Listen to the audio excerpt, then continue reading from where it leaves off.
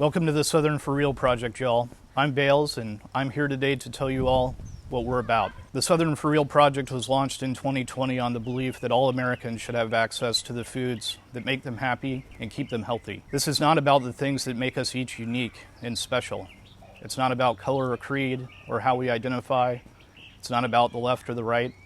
It's about the things that unify all of us as human beings. It's about the fact that we each smile at the sight of a child, that we gather with those that we love the most to savor special meals and special moments. It's about the fact that we all need the embrace of a loved one and the embrace of our communities. This is about doing the small things that we can do to help our fellow man. The intent of the channel is to share our mission to give as many prepared meals to Americans in need as possible. So we're going to show you our big donation days, and we're also going to share with you instructional cooking videos that we hope will allow you to prepare foods for your families that you will enjoy. As always, our focus is going to be on sustainably sourced foods, cooked to the highest possible standards.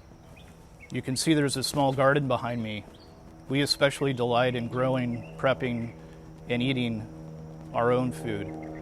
It's something that keeps us healthy and safe. We invite all of you to spend your time with us on our channel.